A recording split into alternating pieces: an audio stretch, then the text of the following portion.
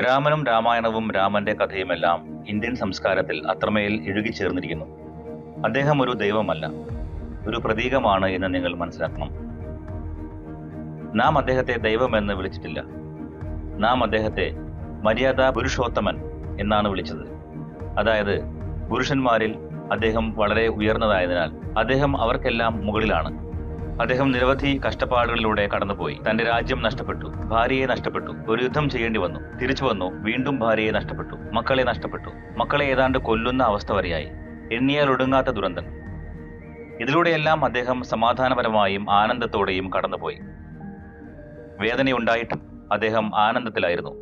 താൻ ചെയ്യുന്ന ഒന്നിനെക്കുറിച്ചും തീരുമാനമെടുക്കാൻ അദ്ദേഹം ആ വേദനയെ അനുവദിച്ചില്ല. ഈ മനുഷ്യനെ അനുകരിക്കേണ്ടതുണ്ട്. അദ്ദേഹം ഒരു മനുഷ്യനാണെന്നത് വളരെ പ്രധാനമാണ്. ആരും ദൈവത്തെ അനുകരിക്കാൻ ശ്രമിക്കില്ല. ഒരു മനുഷ്യൻ എന്നാൽ അവൻ വിസ്മയകരമായി ജീവിക്കുമ്പോൾ സ്വാഭാവികമായും എല്ലാവരിലും ഒരു ആഗ്രഹമുണ്ടാകും, എന്തുകൊണ്ട് എനിക്കിതുപോലെ ആയിക്കൂടാ.